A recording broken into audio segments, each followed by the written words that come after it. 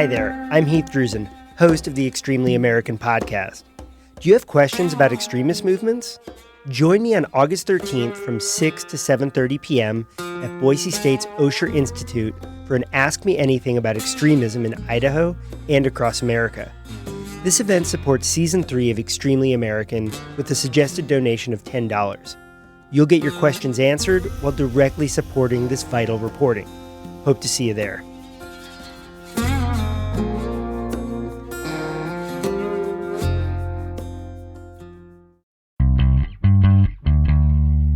More Idaho Matters now from the studios of Boise State Public Radio News. I'm Gemma Gaudette. We're traveling all over the state because we know there are interesting people and places and histories in each of Idaho's counties. So this project is called the Idaho 44 Project. Clearwater County was named for the beautiful Clearwater River, and it is home to towns like Pierce, Orofino, and Elk River. Elk River boasts everything from an ice fishing derby in the winter, Easter egg hunts in the spring, and Elk River Days. It's a 2-day festival of community events, and it's coming up this weekend. And it includes racing boats made out of cardboard. Yes, you heard that right, cardboard boats. The event is a way for the small town to come together and show that a small town has a big heart. Doug Nelson is a longtime Elk River resident, and he's here to tell us more about Elk River Days, along with Rhonda Bliss. She has the info on Sunday's cardboard boat races. I want to welcome both of you to the show. Thanks so much for joining us today. Thank you. Thank you. Doug, let me start with you. Can you tell us about Elk River? Where is it? And kind of give us a snapshot of your town. Elk River is about 57 miles out of Moscow. It's on Highway 8, and the highway literally ends at the town. It was a logging community back in the 1900s. It was the very first full electrical sawmill in the United States. And we have a population, full-time residents, around about 130, 140. And we have probably 200 plus vacation homes, weekenders, stuff like that. So, Doug, can you talk to us about Elk River Days? I mean, there's a lot that's going to be going on over the next few days. So kind of give us an idea of what's coming up as the festival begins tomorrow. Yeah, so tomorrow night we'll start with a spaghetti dinner in the park. They have a bounce house and water slide set up for the children. They're doing street tacos, quesadillas at Tom's Tavern. They have live music with the Lucan Bills at Tom's Tavern. And then Saturday will be the parade. The Grand Marshal will be Tanya Delfaus. They'll do a cakewalk in the park after the parade. They have vendor booths set up all through town. They will have a clam digger bar at the Log Inn. Again, the bounce house and water slides. The Elk River Museum will be open. The fire department will do a barbecue in the park. The Log Inn will do a barbecue themselves. The Elk River Library book and movie sale. They're going to have a cornhole tournament at the Log Inn. We will do the duck races at 3 o'clock on Saturday. Again, we have live music on Saturday night at Tom's and at the Log Inn. And then Sunday, they will do the church services in the park, and they will do the cardboard boat races on the reservoir. Wow, there's a lot going on. So, Doug, you mentioned a cakewalk. I'm curious about this and if there's any like kind of rules or anything around it, because I asked this question because my children's school had a cakewalk every year, and man, it gets competitive. So what you do is everybody donates a quarter, whatever, and their chairs are numbered underneath. And they start music, get it going, everybody's walking around, and then when it quits, you sit down and they draw a number. And whoever is sitting in that chair with that number gets to go up and pick a donated cake, cupcakes, or whatever until it's all gone. A little bit more civilized than how they did it when I was growing up. So, Doug, you mentioned duck. You mentioned duck races. So I understand. Did your dad start the duck races? So this is our 27th year of doing this. And originally we started it for the search and rescue to help Mm-hmm. raise money to buy radios. And then once we've got affiliated with Clearwater County Search and Rescue, what we've been doing is all the money that is raised, we pay out half and we keep half. And it goes to every nonprofit entity in the town of Elk River. So we donate money to the museum, the library, the food bank, things like that. So in 27 years, we've raised a little over $21,000 just in this. And Wow. it's 300 plastic ducks. No, you don't get to keep it. And no, it stays with us.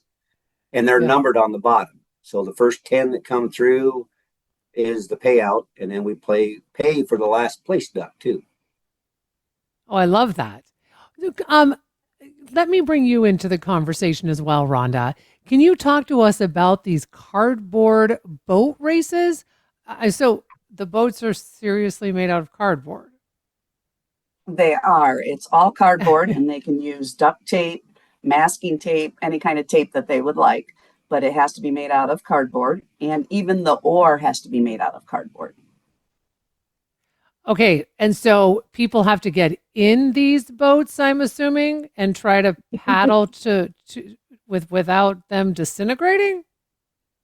Correct. Last year, they Okay. all floated. They all worked. We had one that I think received the Titanic award because at the end it sank. But yep, you get in them and you race out to a little buoy and come back, and they just hope they stay afloat. So, are there rules around building the boat? I mean, you mentioned they can use duct tape, things like that. But I mean, talk to us about like, how the rules work, who can participate, all of that. It's open to everyone and anyone. And there's some basic rules that we try to abide by where, it can't be more than 6 foot wide or 8 foot long. It can't be a raft. It has to be a boat. So you can't use staples and you can't use anything that could hurt our, pollute or hurt our waterways at all. So Hmm. most people just use the duct tape. And I saw some video of the races last year, and yes, all of them did float. But as you said, some of them didn't exactly make it across to the end. So, how common is that? Well, this is going to be our second annual race coming up. So far, it seems to be pretty common, but the whole purpose of it was to create a family fun atmosphere, just something fun for folks to do on Sunday before they head back out of town. And Rhonda, do you have a boat inspection ahead of time? I mean, and if you do, like, what are you looking for exactly? Yes, when they check in, we do the inspection for them. And, we're going to make sure that there's basically nothing other than the cardboard there. We don't want Mm. anybody sneaking in wood or metal or anything like that. Yeah, It has to sorry, be no, cardboard. no wood or metal that could actually get it across the water. Correct. What stood out to you last year, since it was the first time doing this last year, Rhonda? What was there anything that stood out to you about the cardboard boat races or a particular cardboard boat or anything like that? Yeah, we had one that was a little bit of an overachiever, and his boat actually is going to be participating again this year because it doesn't even look like it touched the water. He did a magnificent Really? job on it. Oh my goodness. So Rhonda, so you started last year. Was it popular? Was it pretty popular last year? Did a lot of folks participate? They did. We had 4 teams that entered, and so we did a couple different heats, and so they had to race it actually a couple times. That's why that last boat didn't make it. Mm. And we had quite the participation. There were at least, I'm going to say, over 150 people on the shore there watching the races. So that was pretty fun. And And so the trophies were made out of cardboard. I love that. So do you have a lot of people who are going to participate this year? I am hoping so. We do registration, right before the event, and we've encouraged them to join the parade as well so that they can get a little more publicity on it, because it's not only just the cardboard boat, but it's also, their costume, their enthusiasm, that the whole overall look of the boat, Oh my goodness. decorations, What etc. fun. Well, I've got about 2 Mhm. minutes left with both of you, and I'd love to ask this question. And Doug, I'll start with you. How important is Elk River Days for your town? I mean, both financially, but also for a sense of community. Well, it brings a lot of people up that have never been here, for one, and the recognition is really important for all the businesses in town. But it's also very family oriented, so anybody can do anything and still feel good about it. Yeah, we're going to have 27 vendors this year in our, vendor booths. And Mhm. also, did we mention at the spaghetti dinner that we need a new nativity scene in our community park? Our poor little old wise men aren't looking so wise anymore. So the proceeds for that spaghetti dinner are going to go towards the nativity scene. So before I let you go, when does everything officially get underway tomorrow? Well, it'll start around 5 o'clock for the first dinner, and everybody right now is getting everything set up for the weekend.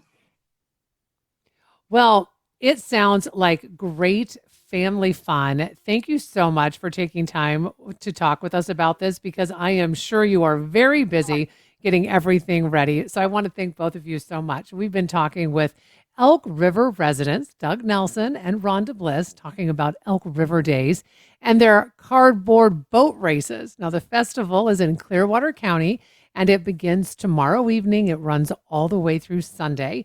And you can find out more about our trip to Idaho's 44 counties on our website, boisestatepublicradio.org. And that'll do it for this episode of Idaho Matters. Make sure you check out our podcast feed, because you can find more episodes of topics that might be interesting to you. And for more local news and headlines, make sure you subscribe to the Connector podcast. Find this and other Boise State Public Radio podcasts on Apple Podcasts, Spotify, or wherever you're listening right now. The fatal shooting of a teenager at a protest in Seattle has gone unsolved for 6 years. This is open in your face. How are there no answers? Our investigation has uncovered new evidence and witnesses who say they've never talked to police. Did police ever call you? Not once. Listen to We Keep Us Safe, a new true crime series on the Embedded podcast from NPR.